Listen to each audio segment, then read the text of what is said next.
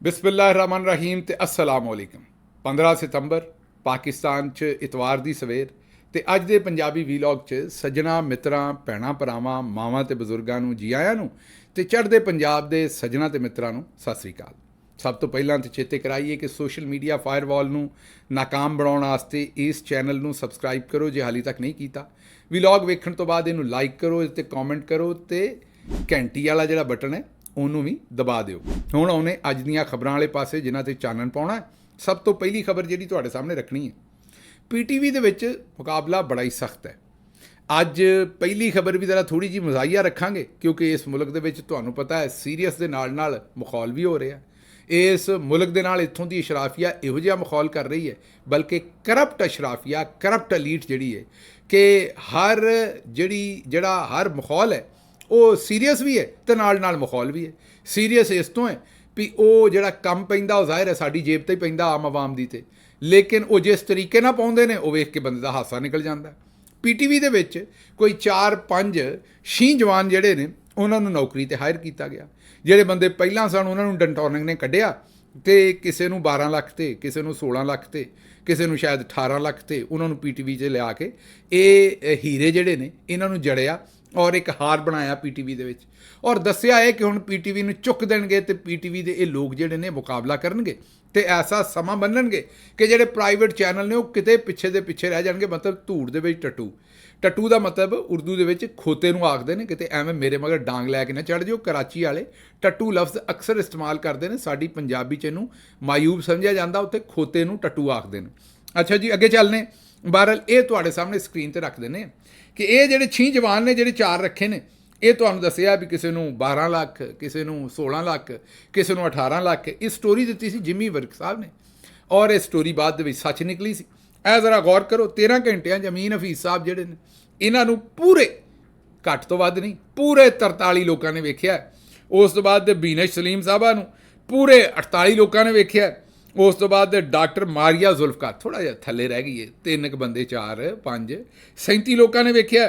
ਉਸ ਤੋਂ ਬਾਅਦ ਜਨਾਬ ਨਜਮ ਵਲੀ ਸਾਹਿਬ ਜਿਹੜੇ ਨੇ ਉਹਨਾਂ ਨੂੰ 42 ਲੋਕਾਂ ਨੇ ਵੇਖਿਆ। ਰਜ਼ਵਾਨ ਰਜ਼ੀ ਦਾਦਾ, ਜੀ ਹਾਂ ਉਹ ਗਟਰ ਦਾਦਾ ਜਿਹਨਾਂ ਨੂੰ ਆਉਂਦੇ ਨੇ, ਉਹਨਾਂ ਨੂੰ 37 ਲੋਕਾਂ ਨੇ ਦੇਖਿਆ। ਇਹ ਕੋਈ ਸ਼ਮਾਇਲਾ ਚੌਧਰੀ ਸਾਹਿਬਾ ਨੇ, ਇਹਨਾਂ ਨੂੰ 76 ਲੋਕਾਂ ਨੇ ਵੇਖਿਆ। ਬਈ ਇਹ ਠੀਕ ਹੈ, ਇਹਦੀ ਤਨਖਾਹ ਵਧਾਓ, 76 ਕਮ ਅਜ਼ ਕਮ, ਇਹਨਾਂ ਨਾਲੋਂ ਤਾਂ ਡਬਲ ਹੈ। ਇਹ ਮੈਂ ਨਹੀਂ ਵੇਖੀ ਬੀਬੀ ਕੌਣ ਹੈ, ਭੈਣ ਸਾਡੀ ਕਿੱਥੋਂ ਲਿਆਏ, ਇਹਨਾਂ ਨੂੰ ਕਿੱਥੋਂ ਲਿਆਏ ਨੇ ਤੇ ਕਿੰਨੇ ਤੇ ਲਿਆਏ ਨੇ। ਬਹਰਹਾਲ ਇਹ ਉਹ 6 ਜਵਾਨ ਨੇ ਜਿਨ੍ਹਾਂ ਨੇ ਪੀਟੀਵੀ ਦੀ ਕਿਸਮਤ ਵੀ ਬਦਲਣੀ ਸੀ ਤੇ ਜਿਨ੍ਹਾਂ ਨੂੰ ਡੰਟੋਨਿਕ ਸਾਹਿਬ ਚੁਟਕੀ ਸੀ, ਡੰਟੋਨਿਕ ਸੀ, ਬਸ ਅਗਲੀ ਗੱਲ ਤੁਸੀਂ ਸਮਝ ਗਏ ਹੋ। ਤੇ ਇਹ ਹਾਲ ਨੇ, ਇਹਨਾਂ ਨੇ ਬਿਆਨੀਆਂ ਬਣਾਉਣਾ ਜੇ ਤੇ ਇਹਨਾਂ ਨੇ ਬਾਜੀ ਮਰੀਮ ਨੂੰ ਵੇਚਣਾ ਤੇ ਨਵਾਜ਼ ਸ਼ਰੀਫ ਨੂੰ ਚੇਗਵਾਰਾ ਬਣਾ ਕੇ ਸਾਬਤ ਕਰਨਾ ਤੇ ਇਹ ਇਹਨਾਂ ਦੀ ਹਾਲਤ ਜੇ ਪੀਟੀਵੀ ਦੇ ਉੱਤੇ ਜਿਹੜੀ ਮੈਂ ਤੁਹਾਡੇ ਸਾਹਮਣੇ ਰੱਖ ਦਿੱਤੀ। ਹੁਣ ਜ਼ਰਾ ਸੀਰੀਅਸ ਖਬਰਾਂ ਤੇ ਆਖਰ ਦੇ ਉੱਤੇ ਫਿਰ ਇਹੋ ਜਿਹੀਆਂ ਮਖੌਲ ਵਾਲੀਆਂ ਖਬਰਾਂ। ਤੁਸੀਂ ਆਂਦੇ ਹੋ ਕਿ ਗਿੱਲ ਸਾਹਿਬ ਬੜੇ ਸੀਰੀਅਸ ਦਿਨ ਨੇ ਤੇ ਕੀ ਤੁਸੀਂ ਮਖੌਲ ਕਰਦੇ ਹੋ। ਮੈਂ ਕਰਾਂ ਕਿ ਪਾਕਿਸਤਾਨ ਨਾਲ 76 ਸਾਲਾਂ ਜਿਹੜਾ ਜਿਹਾ ਮਖੌਲ ਹੋਣ ਡਿਆ ਉਹ ਦੱਸਣਾ ਪੈਂਦਾ ਤੁਹਾਨੂੰ। ਅੱਛਾ ਜੀ, ਅਗਲੀ ਬੜੀ ਸੀਰੀਅਸ ਖਬਰ ਹੈ ਪਰ ਮੁਸੀਬਤ ਹੈ ਵੀ ਉਹ ਵੀ ਮਖੌਲ ਹੀ ਹੈ। ਰਾਜਾ ਰੈਂਟਲ, ਜੀ ਹਾਂ, ਟਲ ਰਾਜਾ ਰੈਂਟਲ ਜਨਾਬ ਜਿਹੜੇ ਰਾਜਾ ਪਰਵੇਜ਼ ਅਸ਼ਰਫ ਸਾਹਿਬ ਨੇ, ਤੁਹਾਨੂੰ ਪਤਾ ਹੈ ਵੀ ਜਿਨ੍ਹਾਂ ਦੇ ਉੱਤੇ ਬੜੇ ਸਾਰੇ ਇਲਜ਼ਾਮ ਸਨ ਮੁਬੈਨਾ ਤੌਰ ਤੇ ਵੀ ਉਹਨਾਂ ਰੈਂਟਲ ਦੇ ਉੱਤੇ ਪਾਵਰ, ਉਹਨਾਂ ਦੇ ਕੋਲੋਂ ਟਾਈਮ ਉਹਨਾਂ ਕੋਲ ਘੱਟ ਸੀ, ਬਿਜਲੀ ਘਰ ਲਾਉਂਦਿਆਂ ਟਾਈਮ ਲੱਗਣਾ ਸੀ। ਆਂਦੇ ਨੇ, ਇਲਜ਼ਾਮ ਲਾਉਂਦੇ ਨੇ ਵੀ ਜੇ ਬਿਜਲੀ ਘਰ ਲਾਉਂਦੇ ਤੇ ਉਹਨਾਂ ਨੂੰ ਮਾਲ ਪਾਣੀ ਘੱਟ ਲੱਭਣਾ ਸੀ। ਉਹਨਾਂ ਆਖਿਆ ਵੀ ਰੈਂਟਲ ਤੇ, ਜਿਵੇਂ ਜਨਰੇਟਰ ਨਹੀਂ ਕਿਰਾਏ ਤੇ ਲੈ ਆਉਂਦੇ, ਉਹਨਾਂ ਆਖਿਆ ਵੀ ਕਿਰਾਏ ਤੇ ਬਿਜਲੀ ਘਰ ਬਹਿਰੀ ਜਹਾਜ਼ ਜੀ ਲਿਆ ਕੇ ਲਾ ਦਿਓ, ਮੈਨੂੰ ਮੇਰਾ ਮਾਲ ਦਿਓ, ਮੈਨੂੰ ਫੜਾਓ। ਉਹ ਜਨਾਬ ਉਹਨਾਂ ਦੇ ਉੱਤੇ ਇਲਜ਼ਾਮ ਸੀ ਵੀ ਬੜਾ ਮਹਿੰਗਾ ਉਹਨਾਂ ਰੈਂਟਲ ਬਿਜਲੀ ਘਰ ਲਿਆ ਕੇ ਉੱਤੇ ਬੰਦਰਗਾਹ 'ਤੇ ਖਿਲਾਰ ਕੇ ਜਹਾਜ਼ ਦੇ ਵਿੱਚ ਹੀ, ਤੇ ਉੱਥੋਂ ਆਖਿਆ ਵੀ ਬਿਜਲੀ ਪੈਦਾ ਕਰੋ ਤੇ ਇੱਧਰ ਤਾਰਾਂ ਚੂੰਡੀਆਂ ਇੱਧਰ ਲਾ ਦਿਓ ਪਾਕਿਸਤਾਨ ਨਾਲ ਤੇ ਬਿਜਲੀ ਆਉਣੀ ਸ਼ੁਰੂ ਹੋ ਜਾਏ ਤੇ ਮੇਰਾ ਮਾਲ ਖਰਾ ਕਰੋ। ਚੇਤੇ ਕਰੋ ਉਸ ਕੇਸ ਦਾ, ਨੈਬ ਦਾ ਕੇਸ ਵੀ ਬਣਿਆ ਸੀ ਉਹਨਾਂ ਦੇ ਉੱਤੇ। ਉਹਨਾਂ ਨੇ ਅੱਜ ਬੜੀ ਤਗੜੀ ਤਕਰੀਰ ਕਰ ਛੱਡੀ ਹੈ। ਉਹਨਾਂ ਨੇ ਬੜੇ ਗੁੱਸੇ 'ਚ ਵੀ ਸਨ। ਇੰਜ ਉਹਨਾਂ ਮੂੰਹ ਐਡਾ ਗੁੱਸੇ 'ਚ ਬਣਾਇਆ ਸੀ ਜਿਵੇਂ ਬੰਦੇ ਨੇ ਝਪੀਟ ਵੱਟੀ ਹੋਵੇ। ਹੁਣ ਝਪੀਟ ਵੱਟਣਾ ਕੀ ਹੁੰਦਾ ਇਹ ਤੁਹਾਨੂੰ ਫਿਰ ਕਿਸੇ ਸਿਆਣੇ ਕੋਲੋਂ ਪੁੱਛਣਾ ਪੈਣਾ ਵੀ ਝਪੀਟ ਕਿਵੇਂ ਵੱਟੀ ਦੀ, ਕਿਉਂ ਵੱਟੀ ਦੀ ਹੈ। ਬਹਰਹਾਲ ਝਪੀਟ ਵੱਟ ਕੇ ਉਹ ਅੱਜ ਗੱਲ ਕਰਨ ਡਏ ਸਨ। ਉਹਨਾਂ ਨੇ ਆਖਿਆ ਤੇ ਇਮਰਾਨ ਖਾਨ ਨੇ ਆਰਮੀ ਚੀਫ ਦੀ ਤਸਦੀਕ ਕੀਤੀ ਹੈ, ਅਸੀਂ ਇਹ ਨਹੀਂ ਕਰਨ ਦਿਆਂਗੇ। ਇਹ ਕਿਸੇ ਹੋਰ ਦੀ ਬੋਲੀ ਉਹ ਬੋਲ ਰਹੇ ਸਨ, ਜ਼ਾਹਿਰ ਹੈ ਪਰਵੇਜ਼ ਅਸ਼ਰਫ ਸਾਹਿਬ, ਲੇਕਿਨ ਉਹਨਾਂ ਨੇ ਆਖਿਆ ਵੀ ਇਮਰਾਨ ਖਾਨ ਨੇ ਤੇ ਪੀਟੀਆਈ ਨੇ ਆਰਮੀ ਚੀਫ ਦੀ ਤਸਦੀਕ ਕੀਤੀ, ਅਸੀਂ ਇਹ ਨਹੀਂ ਕਰਨ ਦਿਆਂਗੇ। ਇਹ ਉਹ ਹੀ ਨੇ ਜਿਨ੍ਹਾਂ ਨੇ ਇੱਟ ਨਾਲ ਇੱਟ ਵਜਾਉਣੀ ਸੀ। ਚੇਤੇ ਕਰੋ ਜ਼ਰਦਾਰੀ ਸਾਹਿਬ ਨੇ ਆਖਿਆ ਸੀ ਵੀ ਅਸੀਂ ਆਰਮੀ ਦੀ ਇੱਟ ਨਾਲ ਇੱਟ ਵਜਾ ਦਿਆਂਗੇ। ਆਰਮੀ ਚੀਫ ਨੂੰ ਸਿੱਧਾ ਹੀ ਆਖਿਆ ਸੀ ਵੀ ਅਸੀਂ ਇੱਥੇ ਸਾਰੀ ਉਮਰ ਰਹਿਣਾ, ਤੁਸੀਂ ਥੋੜ੍ਹੇ ਦੇਰ ਵਾਸਤੇ ਆਏ ਹੋ ਤੇ ਚਲੇ ਜਾਣਾ। ਮੈਨੂੰ ਇਹ ਲੱਗਦਾ ਕਿ ਕਿਤੇ ਆਰਮੀ ਵਾਲਿਆਂ ਦੇ ਹੱਥੇ ਉਹ ਇੱਟ ਚੜ੍ਹ ਗਈ ਹੈ, ਜਿਹੜੀ ਇੱਟ ਨਾਲ ਇੱਟ ਵਜਾਉਣੀ ਸੀ ਉਹ ਕਿਤੇ ਉਹਨਾਂ ਦੇ ਹੱਥੇ ਚੜ੍ਹ ਗਈ ਅਤੇ ਉਹਨਾਂ ਨੇ ਉਹ ਇੱਕ ਇੱਟ ਜਿਹੜੀ ਹੈ ਨਾ ਉਹ ਰਾਜਾ ਸਾਹਿਬ ਦੇ ਨਾਲ ਬੰਨ੍ਹ ਦਿੱਤੀ ਹੈ ਅਤੇ ਰਾਜਾ ਸਾਹਿਬ ਨੂੰ ਹੁਣ ਪੀੜ ਹੋਣ ਡਈ ਹੈ ਅਤੇ ਉਸ ਵਜ੍ਹਾ ਤੋਂ ਉਹਨਾਂ ਵੱਟੀ ਹੈ ਝਪੀਟ, ਅਤੇ ਝਪੀਟ ਵੱਟ ਕੇ ਹੁਣ ਉਹਨਾਂ ਨੇ ਇਹੋ ਜਿਹੀ ਤਕਰੀਰ ਕੀਤੀ ਹੈ ਅਤੇ ਉਹਨਾਂ ਆਖਿਆ ਜੀ ਅਸੀਂ ਚਟਾਨ ਬਣ ਜਾਵਾਂਗੇ। ਇੱਟ ਨਾਲ ਇੱਟ ਵਜਾਉਣ ਵਾਲਿਆਂ ਦੀ ਉਹ ਇੱਟ ਪਾਸੇ 'ਤੇ ਰਹਿ ਗਈ, ਹੁਣ ਉਹ ਝਪੀਟ ਦੀ ਵਜ੍ਹਾ ਤੋਂ ਜਦੋਂ ਬੰਦਾ ਝਪੀਟ ਵੱਟਦਾ ਨਾ ਤਾਂ ਸਖਤ ਹੋ ਜਾਂਦਾ ਅਤੇ ਸਖਤ ਵੀ ਹੋ ਜਾਂਦਾ ਜੁੱਸਾ, ਕਿਉਂਕਿ ਝਪੀਟ ਵੱਟਣ ਦਾ ਮਤਲਬ ਹੁੰਦਾ ਵੀ ਸਾਰੀ ਤਵੱਜੋ ਉਸ ਮੁਕਾਮ 'ਤੇ ਹੁੰਦੀ ਜਿੱਥੇ ਦਰਦ ਹੋ ਰਹੀ ਹੁੰਦੀ ਹੈ।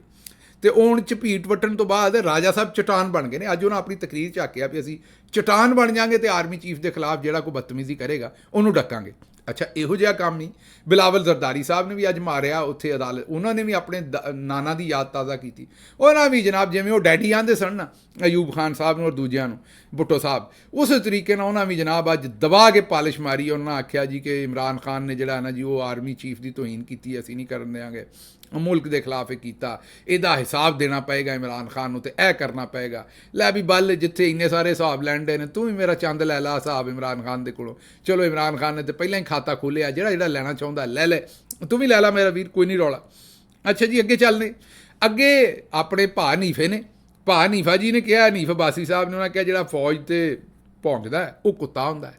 ਇਹ ਹੁਣ ਇਹ ਮੈਨੂੰ ਸਮਝ ਨਹੀਂ ਹੈ, ਉਹਨਾਂ ਨੂੰ ਵਜ਼ੀਰ ਨਹੀਂ ਬਣਾ ਰਹੇ, ਬੜੀ ਕੋਸ਼ਿਸ਼ ਕੀਤੀ ਹੈ ਹਨੀਫ ਸਾਹਿਬ ਨੇ, ਉਹਨਾਂ ਨੂੰ ਹਨੀਫਾ ਜੀ ਨੂੰ ਵਜ਼ੀਰ ਨਹੀਂ ਬਣਾ ਰਹੇ ਹਜੇ ਤੱਕ। ਅਤੇ ਲੇਕਿਨ ਮੈਨੂੰ ਇਹ ਨਹੀਂ ਸੀ ਪਤਾ ਕਿ ਇਸ ਗੱਲ ਦੇ ਉੱਤੇ ਇੰਨਾ ਗੁੱਸਾ ਕਰਨਗੇ ਕਿ ਨਵਾਜ਼ ਸ਼ਰੀਫ ਸਾਹਿਬ ਨੂੰ ਸਿੱਧੀਆਂ ਗਾਲਾਂ ਕੱਢਣੀਆਂ ਸ਼ੁਰੂ ਕਰ ਦੇਣਗੇ, ख्वाजा आसिफ ਨੂੰ ਸਿੱਧੀਆਂ ਗਾਲਾਂ ਕੱਢਣੀਆਂ ਸ਼ੁਰੂ ਕਰ ਦੇਣਗੇ। ਤੁਸੀਂ ਆਂਦੇ ਹੋਵੋਗੇ ਵੀ ਉਹ ਕਿਉਂ, ਇਹ ਸੁਣੋ ਮੈਂ ਕਿਉਂ ਆਨਾ। और उन मुल्क के गद्दारों को जिन्होंने फौज के ऊपर भौंकने की कोशिश की, जिन्होंने शोहदा के मुजस्समों को तोड़ा, यार आपका तो नहीं कह रहा मैं, तो जिन्होंने भौंका यार, आपको नहीं कह, जिन्होंने भौंका है वो कुत्ता होगा जो भौंकता है, जो फौज में भौंकता है कुत्ता होगा। आगे बात करो।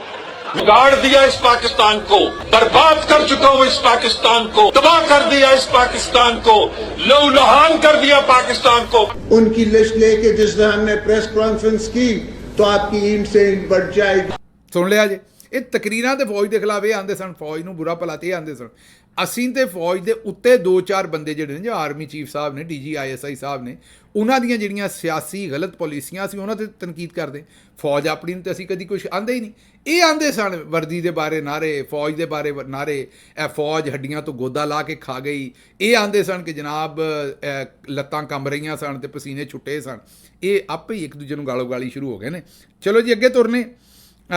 ਅਗਲੀ ਖਬਰ ਜਿਹੜੀ ਤੁਹਾਡੇ ਸਾਹਮਣੇ ਰੱਖਣੇ ਹੋਏ ਹੈ ਕਿ ਇਮਰਾਨ ਖਾਨ ਦੀ ਅਡਿਆਲਾ ਜੇਲ੍ਹ ਤੋਂ ਜਿਹੜੀ ਗੱਲਬਾਤ ਕੀਤੀ ਉਹਨਾਂ ਨੇ ਵੀ ਸਿੱਧਾ ਹੀ ਕੰਮ ਕਰ ਦਿੱਤਾ। ਉਹਨਾਂ ਕਿਹਾ ਜੀ ਨੂਨ ਲੀਗ ਅਤੇ ਪੀਪਲਸ ਪਾਰਟੀ ਸਿਆਸਤ ਨਹੀਂ ਗੁਲਾਮੀ ਕਰ ਰਹੇ ਨੇ, ਵੋਟ ਨੂੰ ਇੱਜ਼ਤ ਦਿਓ ਦਾ ਕਹਿ ਕੇ ਬੂਟ ਨੂੰ ਗਰੀਬ ਇੱਜ਼ਤ ਦੇ ਰਹੇ ਨੇ, ਔਰ ਉਹਨਾਂ ਦਾ ਵੱਸ ਨਹੀਂ, ਉਹਨਾਂ ਦੇ ਉੱਤੇ ਗੁੱਸਾ ਨਾ ਕਰੋ। ਇਮਰਾਨ ਖਾਨ ਨੇ ਆਖਿਆ ਉਹ ਮਜਬੂਰ ਨੇ, ਉਹ ਸੌਦਾ ਕਰ ਬੈਠੇ ਨੇ ਆਪਣੀ ਇੱਜ਼ਤ ਦਾ ਵੀ, ਆਪਣੀ ਅਨਾ ਦਾ ਵੀ, ਅਤੇ ਆਪਣੀ ਜਿਹੜੀ ਸਿਆਸੀ ਬਾਕੀਆਤ ਹੈ ਉਹਨਾਂ ਦੀ ਹੁਣ ਬੂਟਾਂ ਦੇ ਉੱਤੇ ਪਾਲਿਸ਼ ਕਰਨ 'ਤੇ ਹੀ ਹੈ। ਉਹਨਾਂ ਆਖਿਆ ਵੀ ਲਾਹੌਰ ਵਾਲਾ ਜਲਸਾ ਹਰ ਸੂਰਤ ਕਰਨਾ, ਇਜਾਜ਼ਤ ਦੇਣ ਜਾਂ ਨਾ ਦੇਣ, ਅਸੀਂ ਲਾਹੌਰ ਵਾਲਾ ਜਲਸਾ ਹਰ ਸੂਰਤ ਕਰਨਾ। ਅੱਛਾ ਜੀ, ਲਾਹੌਰ ਵਾਲੇ ਜਲਸੇ ਦੇ ਵਿੱਚੋਂ ਅਗਲੀ ਗੱਲ ਕਰਨਾ ਤੁਹਾਡੇ ਨਾਲ।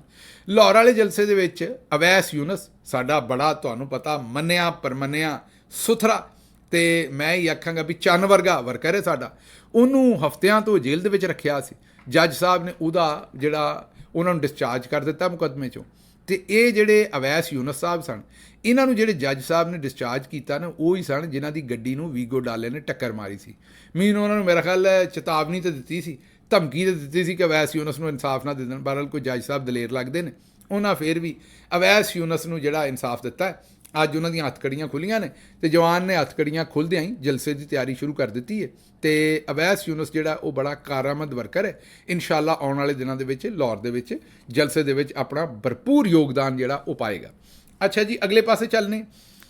ਅਗਲੇ ਪਾਸੇ ਇਮਰਾਨ ਖਾਨ ਸਾਹਿਬ ਨੇ ਜਿਹੜੀ ਅਗਲੀ ਗੱਲ ਕੀਤੀ, ਉਹਨਾਂ ਕਿਹਾ ਜੀ ਇਹ ਸੁਣਿਆ ਮੇਰੇ ਤੇ ਬਗਾਵਤ ਦੀ FIR ਦਰਜ ਕਰਨ ਲੱਗੇ, ਔਰ ਸੁਣਿਆ ਇਹ ਆਂਦੇ ਨੇ ਕਿ ਇਮਰਾਨ ਖਾਨ ਸਾਹਿਬ ਦੇ ਉੱਤੇ FIR ਦਰਜ ਕਰਨੀ ਹੈ, ਜਿਹੜਾ ਉਹਨਾਂ ਨੇ ਹਮੂਦੁਰ ਰਹਿਮਾਨ ਕਮਿਸ਼ਨ ਅਤੇ ਪਾਕਿਸਤਾਨੀ ਮਾਰੇ ਸਨ ਜਿਹੜੇ 1971 ਦੇ ਵਿੱਚ, ਅਤੇ ਪਾਕਿਸਤਾਨ ਤੋੜ ਛੜਿਆ ਸੀ ਅਤੇ ਉਹ ਯਾਹੀਆ ਜ਼ਿੰਮੇਦਾਰ ਸੀ।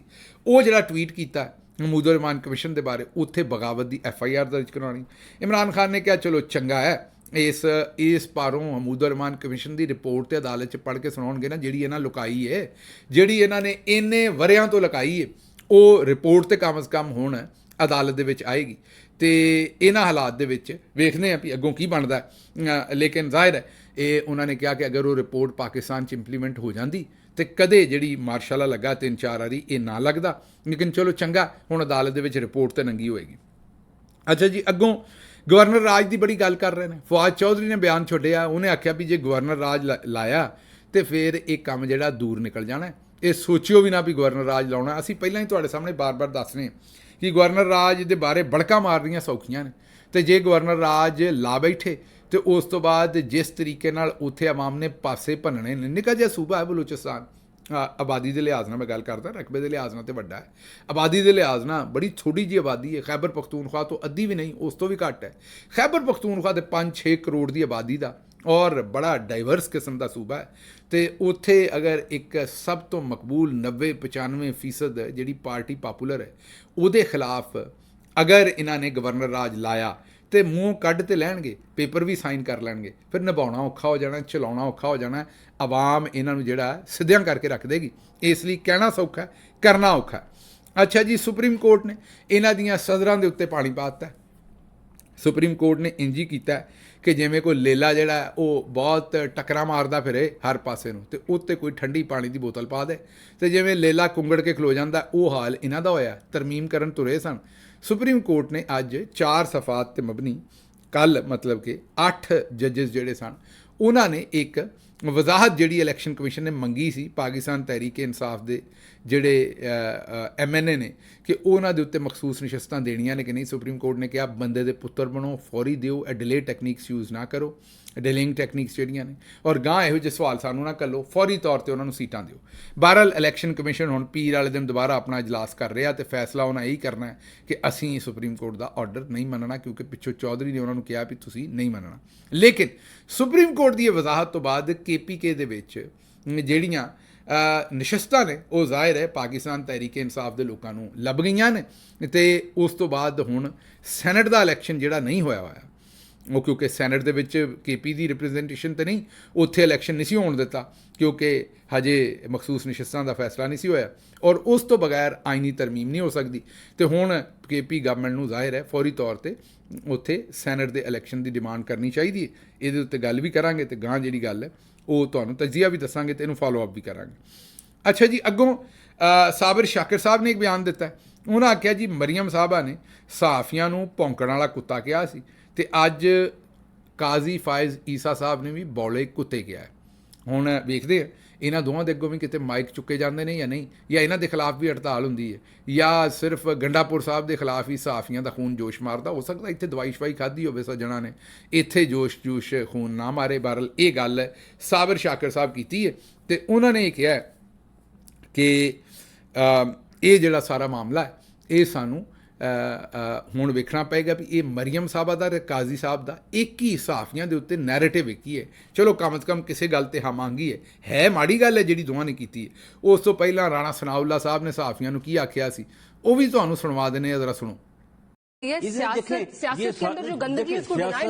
सियासतदान बहुत गंदे हैं, एंकर सारे जो हैं वो बड़े पाक हैं, ये जो एनालिस्ट हैं वो भी सारे यानी जिनके माँ बाप का नहीं पता वो आगे टीवी पे बैठ के जो है वो 2-2 घंटे जो है वो घटिया गुफ्तगू करते हैं और वो एनालिसिस करते हैं। सुन लिया जी, ਤੇ ਮੇਰਾ ਮਤਲਬ ਹੈ ਕਿ ਬੱਲੇ ਬੱਲੇ ਹੀ ਹੈ ਕੰਮ। ਅਲੀ ਆਪਣਾ ਜਿਹੜਾ ਅਲੀ ਅਮੀਨ ਗੰਡਾਪੁਰ ਸਾਹਿਬ ਨੇ ਉਹਨਾਂ ਨੇ ਤਾਂ ਕੋਈ ਖਾਸ ਗੱਲ ਨਹੀਂ ਸੀ ਆਖੀ, ਉਹਨਾਂ ਤੇ ਸਿਰਫ ਉਹਨਾਂ ਨੂੰ ਆਖਿਆ ਸੀ ਜਿਨ੍ਹਾਂ ਭੈੜੇ ਕੰਮ ਕੀਤੇ ਨੇ ਉਹਨਾਂ ਸਹਾਫੀਆਂ ਨੂੰ, ਲੇਕਿਨ ਇਹਨਾਂ ਗੱਲਾਂ ਦੇ ਉੱਤੇ ਖੂਨ ਜਿਹੜਾ ਉਹ ਜੋਸ਼ ਸਾਡਾ ਨਹੀਂ ਮਾਰਦਾ। ਅੱਛਾ ਜੀ, ਅੱਗੇ ਜਿਹੜੀ ਤੁਹਾਨੂੰ ਖਬਰ ਦੇਣੀ ਹੈ ਉਸ ਪਾਸੇ ਤੁਰਨੇ, ਉਹ ਖਬਰ ਇਹ ਹੈ ਜਿਹੜੀ ਅਗਲੇ ਪਾਸੇ ਸਾਡੇ ਕੋਲ ਖਬਰ ਹੈ ਉਹ ਇਹ ਹੈ ਕਿ ਜਿਹੜੀ ਜਸਟਿਸ ਤਾਰਿਕ ਜਹਾਂਗੀਰੀ ਸਾਹਿਬ ਦੀ ਜਾਲੀ ਡਿਗਰੀ ਦੇ ਉੱਤੇ ਤੋਹੀਨੇ ਅਦਾਲਤ ਦਾ ਕੇਸ ਹੈ ਉਹ ਪਹਿਲਾਂ 19 ਸਤੰਬਰ ਨੂੰ ਸੁਣਿਆ ਜਾਣਾ ਸੀ, ਹੁਣ ਉਹਨੂੰ ਜਾਣਬੁੱਝ ਕੇ ਹੋਰ ਡਿਲੇ ਕਰ ਦਿੱਤਾ ਗਿਆ। ਆਖਿਆ ਜੀ ਜੱਜ ਮੌਜੂਦ ਨਹੀਂ, ਉਹ 10 ਅਕਤੂਬਰ ਤੇ ਲੈ ਗਏ ਨੇ। ਅਸਲ ਮਕਸਦ ਬਲੈਕਮੇਲਿੰਗ ਹੈ ਕਿ ਜੱਜ ਸਾਹਿਬ ਦੇ ਇਸ ਕੇਸ ਨੂੰ ਲਟਕਾਈ ਜਾਓ ਤਾਂ ਕਿ ਬਲੈਕਮੇਲਿੰਗ ਕੀਤੀ ਜਾ ਸਕੇ ਔਰ ਕਿ ਇਸ ਕੇਸ ਦਾ ਕਿਸੇ ਪਾਸੇ ਫੈਸਲਾ ਜਿਹੜਾ ਉਹ ਨਾ ਕਰੀਏ। ਅੱਛਾ ਜੀ, ਅਗਲੀ ਖਬਰ ਜਿਹੜੀ ਤੁਹਾਨੂੰ ਦੇਣੀ ਹੈ ਉਹ ਇਹ ਦੇਣੀ ਹੈ ਕਿ ਅਲੀਮਾ ਖਾਨਮ ਸਾਹਿਬਾ ਨੇ ਕਿਹਾ ਵੀ ਜੇ ਆਸਮ ਮੁਨੀਰ ਸਾਹਿਬ ਨੂੰ ਕੋਈ ਮਸਲਾ ਹੈ ਤੇ ਆ ਕੇ ਗੱਲ ਕਰਨ। ਉਹਨਾਂ ਜੋ ਇਮਰਾਨ ਖਾਨ ਨੂੰ ਬੁਸ਼ਰਾ ਬੀਬੀ ਨੂੰ ਧੱਕੇ ਨਾਲ ਝੂਠੇ ਪਰਚਿਆਂ ਦੇ ਵਿੱਚ ਰੱਖਿਆ ਹੈ, ਜੇ ਉਹਨਾਂ ਨੂੰ ਇਮਰਾਨ ਖਾਨ ਨਾਲ ਕੋਈ ਮਸਲਾ ਹੈ ਤਾਂ ਖੁੱਲ੍ਹ ਕੇ ਗੱਲ ਕਰਨ, ਕਿਉਂਕਿ ਬਾਰ-ਬਾਰ ਸਹਾਫੀ ਆਉਂਦੇ ਨੇ, ਬਾਰ-ਬਾਰ ਇਹ ਗੱਲ ਦੱਸਦੇ ਨੇ ਕਿ ਜੀ ਉਹ ਇੱਕ ਫਾਈਲ ਸੀ, ਇੱਕ ਆਸਮ ਮੁਨੀਰ ਸਾਹਿਬ ਨੂੰ ਜਿਸ ਵੇਲੇ ਹਟਾਇਆ ਸੀ ਇੱਕ ਕਰਪਸ਼ਨ ਦੀ ਫਾਈਲ ਲੈ ਕੇ ਆਏ ਸਨ, ਜਿਹਦੇ 'ਚ ਉਹਨਾਂ ਨੇ ਇਮਰਾਨ ਖਾਨ ਸਾਹਿਬ ਨੂੰ ਬੁਸ਼ਰਾ ਬੀਬੀ ਤੇ ਦੂਜਿਆਂ ਦੀ ਕਰਪਸ਼ਨ ਦੇ ਬਾਰੇ ਦੱਸਿਆ ਸੀ, ਤੇ ਇਮਰਾਨ ਖਾਨ ਨੇ ਉਹਨਾਂ ਦੀ ਕਰਪਸ਼ਨ ਤੇ ਐਕਸ਼ਨ ਨਹੀਂ ਸੀ ਲਿਆ, ਬਲਕਿ ਆਸਿਮ ਮੁਨੀਰ ਸਾਹਿਬ ਨੂੰ, ਜਨਰਲ ਆਸਿਮ ਮੁਨੀਰ ਸਾਹਿਬ ਨੂੰ DGISI ਦੀ ਪੋਜੀਸ਼ਨ ਤੋਂ ਹਟਾ ਦਿੱਤਾ ਸੀ। ਮੈਂ ਇਹਦੇ ਤੇ ਬਾਰ-ਬਾਰ ਅਰਜ਼ ਕੀਤੀ ਹੈ ਕਿ ਜਨਾਬ ਚਲੋ ਇਮਰਾਨ ਖਾਨ ਨੇ ਫਰਜ਼ ਕਰ ਲੈਣੇ, ਇਮਰਾਨ ਖਾਨ ਸਾਹਿਬ ਤੇ ਬੜਾ ਜ਼ੁਲਮ ਕੀਤਾ ਸੀ, ਪਰ ਉਹ ਫਾਈਲ ਤੇ ਇਹਨਾਂ ਦੇ ਕੋਲ ਹੈ ਨਾ, ਉਹ ਫਾਈਲ ਅਜੇ ਤੱਕ ਗਾਇਬ ਕਿਉਂ ਹੈ? ਨਾ ਬੁਜ਼ਦਾਰ ਨੂੰ ਫੜਿਆ, ਨਾ ਮੇਰਾ ਮਤਲਬ ਕਿਸੇ ਹੋਰ ਬੰਦੇ ਦੇ ਖਿਲਾਫ ਕੋਈ ਕਾਰਵਾਈ ਕੀਤੀ, ਉਹ ਫਾਈਲ ਵੀ ਗਾਇਬ ਹੈ। ਬਈ ਅਗਰ ਕਰਪਸ਼ਨ ਹੋਈ ਸੀ ਤਾਂ ਫਾਈਲ ਤੇ ਕਿਤੇ ਨਾ ਕਿਤੇ ਹੋਏਗੀ ਨਾ, ਫਾਈਲ ਤੇ ਛੱਡੋ ਮਾਰਕੀਟ 'ਚ, ਬਸ ਇਹ ਝੂਠ ਹੀ ਬਾਰ-ਬਾਰ ਛੱਡੀ ਜਾਂਦੇ ਹੋ ਸਹਾਫੀ ਹਜ਼ਰਾਤ, ਉਹ ਫਾਈਲ ਵੀ ਛੱਡੋ ਤਾਂ ਕਿ ਪਤਾ ਲੱਗੇ ਤੁਸੀਂ ਜਿਹੜੀ ਗੱਲ ਕਰਦੇ ਹੋ ਉਹਦੇ ਵਿੱਚ ਕਿੰਨੀ ਕੁ ਗੱਲਬਾਤ ਜਿਹੜੀ ਸੱਚ ਹੈ। ਅੱਛਾ ਜੀ, ਅੱਗੋਂ ਕੁਛ ਸਾਡੇ MNA ਨੇ, ਉਹਨਾਂ ਨੂੰ ਚੁੱਕਿਆ ਇਹਨਾਂ ਨੇ। ਇੱਕ ਤੇ ਬ੍ਰਿਗੇਡੀਅਰ ਘੁੰਮਣ ਸਾਹਿਬ ਨੇ, ਜਿਹੜੇ ਪਹਿਲਾਂ ISI ਦੇ ਸੈਕਟਰ ਕਮਾਂਡਰ ਵੀ ਰਹੇ ਨੇ ਔਰ ਪੰਜਾਬ ਦੇ, ਉਹ ਹੁਣ ਸਾਡੇ MNA ਨੇ ਸਿਆਲਕੋਟ ਤੋਂ। ਉਹਨਾਂ ਦੇ ਬਾਰੇ ਪਤਾ ਲੱਗਾ ਹੈ ਵੀ ਉਹਨਾਂ ਨੂੰ ਏਜੰਸੀਆਂ ਨੇ ਚੁੱਕਿਆ, ਉਹਨਾਂ ਦਾ ਭਾਈ ਦੱਸਦਾ ਹੈ ਕਿ ਗਾਲਬਨ ISI ਨੇ ਚੁੱਕਿਆ ਉਹਨਾਂ ਨੂੰ, ਤੇ ਉਹ ਹੁਣ ਉਹਨਾਂ ਦੇ ਕੋਲ ਨੇ। ਉਹਨਾਂ ਦੇ ਕੋਲੋਂ ਮੇਰਾ ਖਿਆਲ ਜ਼ਬਰਦਸਤੀ ਇਹ ਵੋਟ ਲੈਣਾ ਚਾਹੁੰਦੇ ਨੇ। ਉਸ ਤੋਂ ਇਲਾਵਾ ਜਿਹੜੇ ਬਲੋਚ ਸਾਹਿਬ ਨੇ ਤਾਂਦਲੇ ਵਾਲਿਆਂ ਤੋਂ, ਅਸਦ ਬਲੋਚ, ਉਹਨਾਂ ਨੂੰ ਵੀ ਚੁੱਕਿਆ। ਉਸ ਤੋਂ ਇਲਾਵਾ ਵੀ ਕਈ ਲੋਕਾਂ ਦੇ ਉੱਤੇ ਜ਼ੁਲਮੋ ਸਿਤਮ ਕਰਕੇ ਤੇ ਉਹਨਾਂ ਦੇ ਕੋਲੋਂ ਇਹ ਅਮੈਂਡਮੈਂਟ ਦੇ ਉੱਤੇ ਵੋਟ ਲੈਣਾ ਚਾਹੁੰਦੇ ਨੇ। ਵੇਖਦੇ ਉਹਦਾ ਹੁਣ ਬਣਦਾ ਕੀ ਅਗਲੇ ਪਾਸੇ। ਇਹ ਤੇ ਤੁਹਾਨੂੰ ਜਿਸ ਤਰੀਕੇ ਨਾਲ ਜ਼ਾਹਿਰ ਹੈ ਅਸੀਂ ਮਾਮਲਾਤ ਅੱਗੇ ਅਨਫੋਲਡ ਹੋਣਗੇ ਉਹ ਤੁਹਾਨੂੰ ਅਸੀਂ ਦੱਸਦੇ ਜਾਵਾਂਗੇ। ਅੱਛਾ ਜੀ, ਅਗਲੀ ਖਬਰ ਜਿਹੜੀ ਤੁਹਾਡੇ ਸਾਹਮਣੇ ਰੱਖਣੀ ਉਹ ਇਹ ਹੈ ਕਿ ਅਗਰ ਸ਼ਾਹਿਦ ਖਕਾਨ ਅਬਾਸੀ ਸਾਹਿਬ ਨੇ ਆਖਿਆ ਹੈ ਵੀ ਅਗਰ ਸੁਪਰੀਮ ਕੋਰਟ, ਅਸੀਂ ਇੱਕ ਕਾਨੂੰਨ ਬਣਾਇਆ ਸੀ, ਉਹਨਾਂ ਨੇ ਆਖਿਆ ਨੂਨ ਲੀਗ ਵਾਲਿਆਂ ਨੇ, ਜਦੋਂ ਹਕੀਮ ਸਈਦ ਸਾਹਿਬ ਦਾ ਕਤਲ ਹੋਇਆ ਸੀ ਉਦੋਂ, ਔਰ ਅਗਰ ਉਹ ਕਾਨੂੰਨ ਰਹਿ ਜਾਂਦਾ ਤੇ ਉਹਨਾਂ ਕਿਹਾ ਵੀ ਜਿਹੜਾ ਤਿਆਰਾ ਨਹੀਂ ਹਾਈਜੈਕ, ਮੁਸ਼ਰਫ ਸਾਹਿਬ ਜਦੋਂ ਵਾਪਸ ਆਉਣਾ ਚਾਹੁੰਦੇ ਸਨ ਸ੍ਰੀਲੰਕਾ ਤੋਂ, ਨਵਾਜ਼ ਸ਼ਰੀਫ ਨੇ ਉਹਨਾਂ ਨੂੰ ਤੁਹਾਨੂੰ ਪਤਾ ਸੈਕ ਕਰ ਦਿੱਤਾ ਸੀ ਵਾਈਲ ਹੀ ਵਾਜ਼ ਔਨ ਏਅਰ। ਉਹ ਏਅਰਬੋਰਨ ਸਨ, ਮਤਲਬ ਜਹਾਜ਼ ਦੇ ਵਿੱਚ ਸਨ ਜਿਸ ਵੇਲੇ, ਤੇ ਉਹਨਾਂ ਨੂੰ ਪਿੱਛੋਂ ਸੈਕ ਕਰ ਦਿੱਤਾ ਸੀ ਤੇ ਉਹਨਾਂ ਦਾ ਜਹਾਜ਼ ਨਹੀਂ ਸੀ ਉਤਰਨ ਦਿੱਤਾ, ਫਿਊਲ ਘੱਟ ਸੀ, ਉਹਨਾਂ ਕਿਹਾ ਭਲੇ ਹਿੰਦੁਸਤਾਨ ਲੈ ਜਾਓ। ਉਸ ਤਿਆਰਾ ਹਾਈਜੈਕਿੰਗ ਕੇਸ ਦੇ ਵਿੱਚ ਹੁਣ ਸ਼ਾਹਿਦ ਖਕਾਨ ਅਬਾਸੀ ਸਾਹਿਬ ਆਉਂਦੇ ਨੇ ਕਿ ਉਹ ਕਾਨੂੰਨ ਐਡਾ ਭੈੜਾ ਸੀ ਕਿ ਅਗਰ ਉਹ ਕਾਨੂੰਨ ਰਹਿ ਜਾਂਦਾ ਤੇ ਸਾਨੂੰ ਨੂਨ ਵਾਲਿਆਂ ਨੂੰ ਹੀ ਫਾਂਸੀ ਹੋ ਜਾਣੀ ਸੀ ਉਹਦੇ ਵਿੱਚ। ਉਹ ਸੁਪਰੀਮ ਕੋਰਟ ਨੇ ਕਾਨੂੰਨ ਜਿਹੜਾ ਉਹ ਸਟ੍ਰਾਈਕ ਡਾਊਨ ਕਰ ਦਿੱਤਾ ਸੀ ਤੇ ਅਸੀਂ ਬਚ ਗਏ। ਮਤਲਬ ਉਹ ਇਹ ਕਹਿਣਾ ਚਾਹ ਰਹੇ ਨੇ ਕਿ ਅਗਰ ਅੱਜ ਵੀ ਪਾਰਲੀਮੈਂਟ ਕੋਈ ਕਾਨੂੰਨ ਸਾਜ਼ੀ ਕਰਦੀ ਹੈ, ਸ਼ਾਹਿਦ ਖਕਾਨ ਅਬਾਸੀ ਸਾਹਿਬ ਫਰਮਾ ਰਹੇ ਨੇ, ਤੇ ਫਿਰ ਅਦਲੀਆ ਉਹਨੂੰ ਸਟ੍ਰਾਈਕ ਡਾਊਨ ਕਰਦੇ ਤਾਂ ਕੋਈ ਗਲਤ ਗੱਲ ਨਹੀਂ। ਮਾਜ਼ੀ 'ਚ ਵੀ ਅਦਲੀਆ ਕਰਦੀ ਰਹੀ ਹੈ। ਜਿਹੜੀ ਪਾਰਲੀਮੈਂਟ ਹੁੰਦੀ ਹੈ ਉਹ ਕਈ ਵਾਰੀ ਹਾਈਜੈਕ ਹੋ ਜਾਂਦੀ ਹੈ ਤੇ ਸਿਆਸੀ ਮਫਾਦਾਤ ਦੇ ਉੱਤੇ ਕਾਨੂੰਨ ਸਾਜ਼ੀ ਕਰ ਦਿੰਦੀ ਹੈ। ਫਿਰ ਅਦਲੀਆ ਹੁੰਦੀ ਹੈ ਜਿਨ੍ਹਾਂ ਨੇ ਮੇਕ ਸ਼ੋਰ ਕਰਨਾ ਹੁੰਦਾ ਵੀ ਅੰਨੇ ਤੇ ਕਾਲੇ ਕਾਨੂੰਨ ਜਿਹੜੇ ਮੁਲਕ ਦੇ ਵਿੱਚ ਨਾ ਬਣਨ। ਅੱਛਾ ਜੀ, ਅਗਲੀ ਖਬਰ ਜਿਹੜੀ ਤੁਹਾਡੇ ਸਾਹਮਣੇ ਰੱਖਣੀ ਹੈ ਉਹ ਅਸੀਂ ਇਹ ਰੱਖਣੀ ਹੈ ਕਿ ਸ਼ੁਏਬ ਸ਼ਾਹੀਨ ਸਾਹਿਬ ਦੀ ਜ਼ਮਾਨਤ ਮਨਜ਼ੂਰ ਹੋ ਗਈ। ਦੀਗਰ ਜਿਹੜੇ ਰਹਿਨੁਮਾ ਨੇ ਉਹਨਾਂ ਦੀ ਪੀਰ ਵਾਲੇ ਦਿਨ ਜ਼ਮਾਨਤ ਸੁਣੀ ਜਾਏਗੀ। ਦੇਖਣੇ ਕਿ ਇਹਦੇ ਵਿੱਚ ਕੀ ਮਾਮਲਾ ਹੁੰਦਾ। ਸਿੰਧ ਹਕੂਮਤ ਨੇ ਪਾਕਿਸਤਾਨ ਦੇ ਜਿਹੜੇ ਕਰੰਸੀ ਨੋਟ ਨੇ ਉਹਨਾਂ ਦੇ ਉੱਤੇ ਮੋਨਜੋਦਾੜੋ ਦੀ ਜਿਹੜੀ ਤਸਵੀਰ ਹੈ ਉਹ ਹਟਾਉਣ ਤੋਂ ਤਸ਼ਵੀਸ਼ ਦਾ ਇਜ਼ਹਾਰ ਕੀਤਾ। ਬਾਕੀ ਸਿੰਧ ਹਕੂਮਤ ਨੂੰ ਕੋਈ ਮਸਲਾ ਨਹੀਂ ਹੈਗਾ, ਬਾਕੀ ਪਾਕਿਸਤਾਨ ਜੋ ਚੱਲ ਰਿਹਾ ਉਹ ਠੀਕ ਹੈ। ਅਸੀਂ ਇਹ ਨਹੀਂ ਆਂਦੇ ਵੀ ਮੋਨਜੋਦਾੜੋ ਦੀ ਤਸਵੀਰ ਨੋਟਾਂ ਤੋਂ ਹਟਣੀ ਚਾਹੀਦੀ, ਲਾਈ ਰੱਖੋ, ਪਰ ਇਹ ਦੱਸੋ ਕਿ ਸਿੰਧ ਵਾਲਿਆਂ ਨੂੰ ਇਹ ਬੜਾ ਮਸਲਾ ਹੈ ਵੀ ਮੋਨਜੋਦਾੜੋ ਦੀ ਤਸਵੀਰ ਕਿਉਂ ਹਟ ਗਈ। ਬਾਕੀ ਸਿੰਧ ਦੇ ਵਿੱਚ ਬੱਚੇ ਕਿੰਨੇ ਮਰ ਰਹੇ ਨੇ ਵਿਚਾਰੇ, ਔਰਤਾਂ ਕਿੰਨੀਆਂ ਦੇ ਨਾਲ ਕੀ ਹੋ ਰਿਹਾ, ਉੱਥੇ ਸਹਾਫੀ ਕਿੰਨੇ ਕਤਲ ਹੋ ਰਹੇ ਨੇ, ਇਹਨਾਂ ਦੇ ਨਾਲ ਕੋਈ ਲੈਣ ਦੇਣ ਨਹੀਂ। ਸਿੰਧ ਹਕੂਮਤ ਨੂੰ ਉਧਰ ਤਵੱਜੋ ਨਹੀਂ ਹੈ, ਬਸ ਕਰੰਸੀ ਨੋਟ ਦੇ ਉੱਤੇ ਤਵੱਜੋ ਹੈ ਤੇ ਮੋਨਜੋਦਾੜੋ ਦੀ ਤਸਵੀਰ ਦੇ ਉੱਤੇ ਤਵੱਜੋ ਹੈ। ਅੱਛਾ ਜੀ, ਅਗਲੀ ਖਬਰ ਇਹ ਹੈ ਕਿ ਸਵੀਡਨ ਨੇ ਜਿਹੜੇ ਐਸੇ ਲੋਕ ਜਿਹੜੇ ਉਹਨਾਂ ਦੇ ਮੁਲਕ ਦੇ ਵਿੱਚ ਇਲੀਗਲ ਰਹਿ ਰਹੇ ਨੇ ਉਹਨਾਂ ਕੋਲ ਜਾਨ ਛੁਡਾਉਣ ਵਾਸਤੇ $34,000, ਇਹ ਤਕਰੀਬਨ ਪਾਕਿਸਤਾਨੀ ਕਰੋੜ ਰੁਪਈਏ ਤੋਂ ਜ਼ਿਆਦਾ ਆਫਰ ਕੀਤਾ ਹੈ ਹਰ ਬੰਦੇ ਨੂੰ, ਤੇ ਆਖਿਆ ਹੈ ਕਿ ਬਈ ਇਹ ਲਵੋ ਤੇ ਇੱਥੋਂ ਸਾਡੇ ਮੁਲਕ ਚੋਂ ਬਾਹਰ ਚਲੇ ਜਾਓ, ਸਾਡੇ ਮੁਲਕ ਨੂੰ ਛੱਡ ਕੇ ਚਲੇ ਜਾਓ। $34,000 ਦੀ ਪੇਸ਼ਕਸ਼ ਕੀਤੀ ਹੈ। ਸ੍ਰੀਲੰਕਾ ਦੇ ਵਿੱਚ ਐਸੇ ਸਮਗਲਰ ਜਿਹੜੇ ਤਿਤਲੀਆਂ ਨੂੰ ਉੱਥੋਂ ਫੜਦੇ ਨੇ ਵਿਚਾਰੀਆਂ ਨੂੰ ਤੇ ਉਹਨਾਂ ਨੂੰ ਸਪਲਾਈ ਕਰਦੇ ਨੇ ਬਾਹਰ। ਵੇਖੋ ਦੁਨੀਆ ਦੇ ਰੌਲੇ ਮੈਂ ਤੁਹਾਨੂੰ ਦੱਸਣ ਡਿਆ, ਸਾਡੇ ਰੌਲੇ ਵੇਖੋ ਤੇ ਦੁਨੀਆ ਦੇ ਰੌਲੇ ਵੇਖੋ। ਉੱਥੋਂ ਜਿਹੜੇ ਤਿਤਲੀਆਂ ਫੜਦੇ ਨੇ ਉਹਨਾਂ ਦੇ ਜਿਹੜੇ ਸਮਗਲਰ ਨੇ ਉਹਨਾਂ ਦੇ ਉੱਤੇ $2 ਲੱਖ ਤੱਕ ਜਿਹੜਾ ਉਹ ਜੁਰਮਾਨਾ ਆਇਦ ਕਰਨਾ ਹੈ। ਤੇ ਸਾਊਦੀ ਅਰਬ ਦੇ ਵਿੱਚ ਦੁਨੀਆ ਦਾ ਪਹਿਲਾ ਮੁਕੰਮਲ ਰਿਬੋਟ ਦੇ ਥਰੂ, ਜੀ ਹਾਂ ਰਿਬੋਟਿਕ ਜਿਹੜੀ ਹੈ ਉਹ ਹਾਰਟ ਟ੍ਰਾਂਸਪਲਾਂਟ ਮੀਨ ਦਿਲ ਜਿਹੜਾ ਬਦਲਿਆ ਇੱਕ ਇਨਸਾਨ ਦਾ, ਉਹ ਮੁਕੰਮਲ ਰਿਬੋਟਿਕ ਟ੍ਰਾਂਸਪਲਾਂਟ ਹੋਇਆ। ਆਖਰੀ ਖਬਰ ਜਿਹੜੀ ਤੁਹਾਡੇ ਸਾਹਮਣੇ ਰੱਖਣੀ ਹੈ ਉਹ DG ISPR ਸਾਹਿਬ ਨੂੰ ਪੁੱਛਣਾ ਵੀ ਇਹ ਸ਼ੁਕਰੀਆ ਕਿਹਨੂੰ ਕਹਿਣਾ। ਤੁਹਾਡੇ ਸਾਹਮਣੇ ਇਹ ਖਬਰ ਰੱਖ ਰਹੇ ਸਕਰੀਨ ਤੇ ਵੇਖੋ। ਇਹ ਆ ਉਹ ਦੌੜ ਜਿਹੜੀ ਡਾਲਰ ਦੇ ਮੁਕਾਬਲੇ ਦੇ ਵਿੱਚ ਜਦੋਂ ਦਾ ਪਾਕਿਸਤਾਨ ਬਣਿਆ, ਡਾਲਰ ਦੇ ਮੁਕਾਬਲੇ 'ਚ ਸਾਡੀ ਤੇ ਹਿੰਦੁਸਤਾਨ ਦੀ ਕਰੰਸੀ ਦਾ ਰੇਟ ਕੀ ਸੀ ਤੇ ਫਿਰ ਵਕਤ ਦੇ ਨਾਲ ਨਾਲ ਕੀ ਹੋਇਆ। ਗੌਰ ਨਾਲ ਇਹਨੂੰ ਵੇਖੋ। ਜਦੋਂ ਭਾਰਤ ਡਿਕਟੇਟਰ ਆਇਆ, ਮੀਨ ਕੋਈ ਨਾ ਕੋਈ ਜਨਰਲ ਜਿਹੜਾ ਉਹਨੇ ਪਾਕਿਸਤਾਨ ਦੇ ਉੱਤੇ ਡਿਕਟੇਟਰਸ਼ਿਪ ਕੀਤੀ, ਉਦੋਂ ਤੁਸੀਂ ਵੇਖੋ ਕਰੰਸੀ ਦੀ ਤਬਾਹੀ ਕਿਵੇਂ ਹੋਈ ਹੈ। ਸਪੈਸ਼ਲੀ ਪਾਕਿਸਤਾਨ ਦੀ ਕਰੰਸੀ ਹਿੰਦੁਸਤਾਨ ਦੇ ਨਾਲ ਹੀ ਤਕਰੀਬਨ ਤੁਰਦੀ ਰਹੀ ਹੈ। 1970 ਤੱਕ ਬੜੀ ਸਪੀਡ ਬਿਹਤਰ ਸੀ। ਜਿਸ ਵੇਲੇ ਮੁਲਕ ਟੁੱਟਿਆ, ਜ਼ਾਹਿਰ ਹੈ ਯਾਹਿਆ ਖਾਨ ਨੇ ਤੋੜਿਆ, ਨਾਲ ਭੁੱਟੋ ਸਾਹਿਬ ਸ਼ਾਮਿਲ ਸਨ, ਉਦੋਂ ਫਿਰ ਕਰੰਸੀ ਨੂੰ ਇੱਕ ਝਟਕਾ ਵੱਜਿਆ ਤੇ ਤੁਸੀਂ ਵੇਖਿਆ ਵੀ ਪਹਿਲੀ ਵਾਰੀ ਪਾਕਿਸਤਾਨ ਦੀ ਕਰੰਸੀ ਜਿਹੜੀ ਉਹ ਪੈਰੋਂ ਨਿਕਲੀ। ਉਸ ਤੋਂ ਪਹਿਲੇ ਅਯੂਬ ਖਾਨ ਦੇ ਜ਼ਮਾਨੇ ਦੇ ਵਿੱਚ ਵੀ ਇਹ ਹੋਇਆ ਸੀ ਕੰਮ, ਲੇਕਿਨ ਵੱਡਾ ਝਟਕਾ ਮੇਜਰ ਜਿਹੜਾ 1971 ਦੇ ਜ਼ਿੰਮੇਦਾਰ ਵੀ ਅਸਲ 'ਚ ਅਯੂਬ ਖਾਨ ਸਾਹਿਬ ਹੀ ਨੇ। ਉਸ ਤੋਂ ਬਾਅਦ ਜਿਹੜਾ ਅਗਲੀ ਸਪੀਡ ਫੜੀ ਹੈ, ਵੈਸੇ ਤਾਂ ਜ਼ਿਆ ਸਾਹਿਬ ਦੇ ਜ਼ਮਾਨੇ ਸਪੀਡ ਹੀ ਫੜੀ ਰੱਖੀ, ਲੇਕਿਨ ਜਿਹੜੀ ਸੁਪਰ ਸਪੀਡ ਫੜੀ ਹੈ ਉਹ ਫਿਰ 2000 ਤੋਂ ਬਾਅਦ ਮੁਸ਼ਰਫ ਸਾਹਿਬ ਦੇ ਜ਼ਮਾਨੇ ਦੇ ਵਿੱਚ ਇਹ ਸੁਪਰ ਸਪੀਡ ਫੜੀ ਗਈ ਹੈ ਤੇ ਤਬਾਹੀਆਂ ਕੱਢ ਕੇ ਰੱਖ ਦਿੱਤੀਆਂ ਨੇ ਸਾਡੀ ਕਰੰਸੀ ਦੀਆਂ।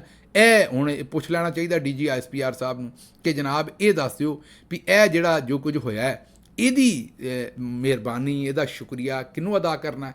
ਤੇ ਪਾਕਿਸਤਾਨ ਦੀ ਅੱਜ ਦੀ ਖਬਰ ਹੈ ਕਿ ਪਾਕਿਸਤਾਨ ਨੇ ਯੂਰਪੀ ਬੈਂਕ ਦੇ ਕੋਲੋਂ 11% ਤੇ ਕਰਜ਼ਾ ਲਿਆ, ਜਿਹੜਾ ਪਾਕਿਸਤਾਨ ਦੀ ਤਾਰੀਖ ਦਾ ਮਹਿੰਗਾ ਤਰੀਨ ਕਰਜ਼ਾ ਹੈ। ਲਓ ਜੀ, ਵੇਲਾ ਹੋ ਗਿਆ, ਮੈਨੂੰ ਇੱਥੋਂ ਦਿਓ ਇਜਾਜ਼ਤ ਤੇ ਰੱਬ ਰੱਖਾ।